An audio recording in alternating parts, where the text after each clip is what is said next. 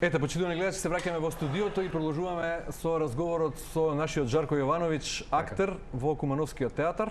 Млад талент, впрочем, го видовте и сами како одлично го симна Стојан Чангелов, генералот кој раководи со Центарот за управување со кризи. Жарко, добре дојде во студиото на Телма. Добро ве најдов. Да не продолжиш да збориш како генералот Ангелов. Па така ми влезе, некако не можам да излезам од тој мут. Ама ќе се обидам. Добре. Вие кумановци како да сте талентирани за смисла со хумор, надарени некако, таков е впечатокот. Па да, сме имале нели врвни глумци кои што покажале особен допринос нели во комедијата. Тоа се нели наши сонародници. Да тренираме Сашко Коцев, Тони Михајловски, тие. Имаш идоли од постарата, повозрастната генерација и имаш од кого да учиш. Нормално.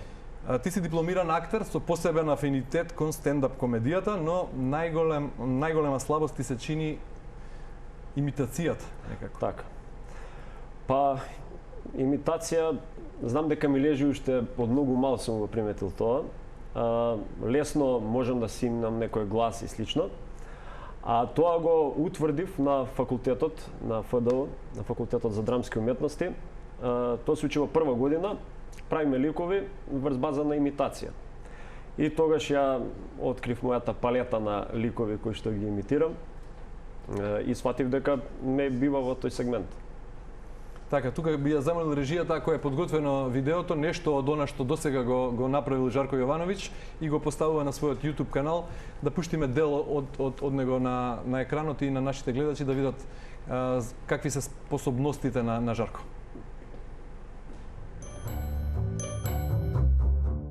Излегол оглас дека Европарламент бара и некои личности од Македонија веднаш се пријавиле на тој оглас. Ама бил поставен услов. Сите заедно да коментираат една фудбалска утакмица и кој најдобро ќе коментира, тој да биде избран за таа позиција.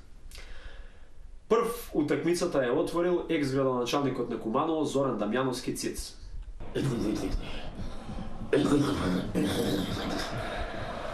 Почитувани претварници на медиумите, почитувана публико, ги представувам тимовите на Реал Мадрид и на Барселона. Или глумец. Добро вечер, публикуме мои драги. И ви пред малим екранчичима, како сте ми дивни вечерас, бре.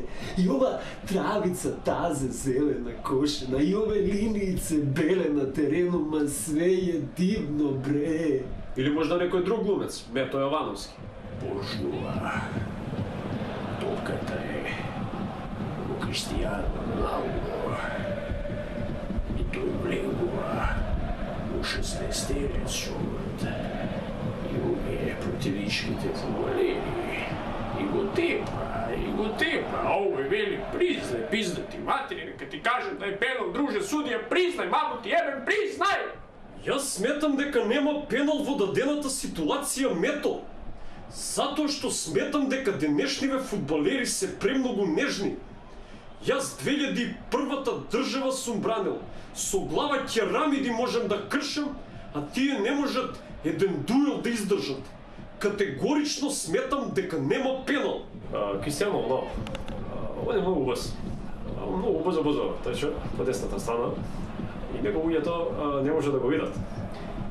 Тек таму некој од противничките фудбалери ќе каже: "Еј, еве го, Кристијано помина."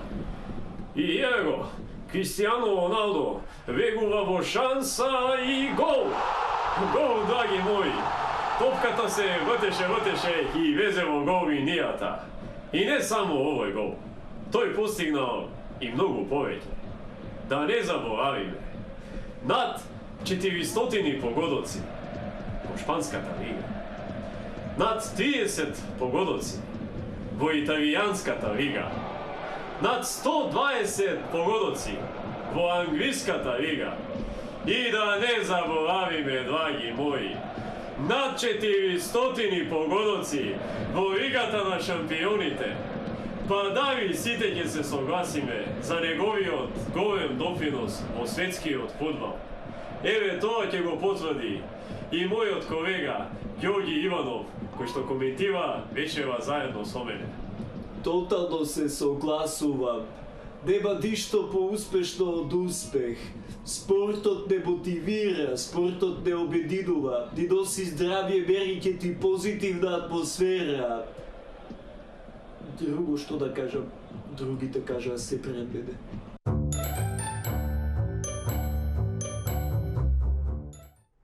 Да, Жарко, многу оригинални имитации. Колку време подготвуваш еден лик? Еве, например, колку време ти требаше да го симнеш поранешниот премиер Никола Груевски? Па со оглед на тоа дека долго време беше на екраните и го гледавме секојдневно, не требаше многу време, нели? Тоа само влага во уго. Инаку, генерално не ми треба нешто многу време за припрема на имитации, или некоја имитација лесно може да се спреми, веднаш со неколку обиди ќе запали, или например некој потешко се влага во таа ситуација, нели, на карактерот, и е потешка за симнување. Добро, забележувам само бивши политичари. Што е со актуелниве?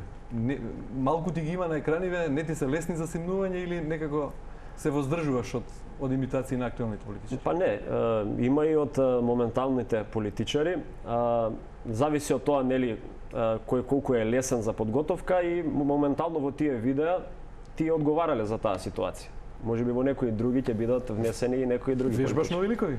Така, да. Па еве следат и некои други видеа, трета епизода од серијалот што го почнав.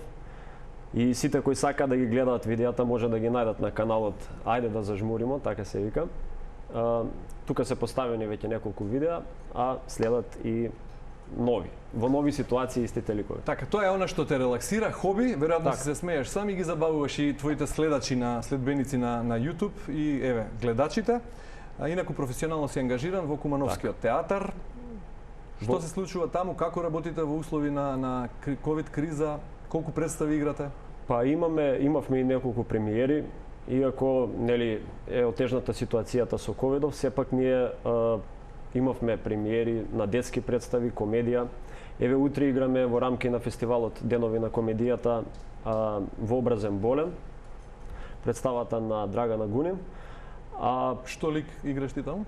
Па исто комедија, ликот е Тома Диафораус, тоа е син што треба да го женат, нели? И влагани с некои комични, интригантни ситуации. Така да некоја интересна реплика има ли? Па, некоја интересна реплика. Има големи монолози, не би можел да одвојам некоја конкретно. Така да ако сака некој да види, утре во рамки на фестивалот Денови на комедијата, потоа играме на... Каде се игра представата? За гледачите во Центарот за култура. Во Центарот за култура. Во Трајко Прокопиев Куманово. Куманово, добро. Од колку часот е? Од 8 часот, а на 3 октомври играме на фестивалот Војдан Чернодрински во Прилеп. Така, колку други представи играш? Дали само во комедии учествуваш или учествуваш и во... И во озбилни представи.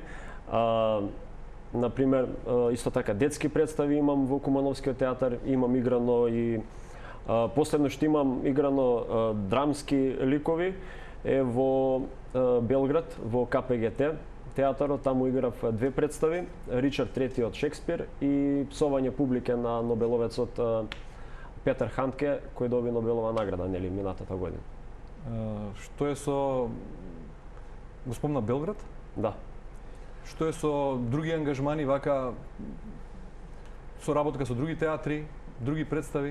Па тоа е соработката со некој друг театар кој што ја имам.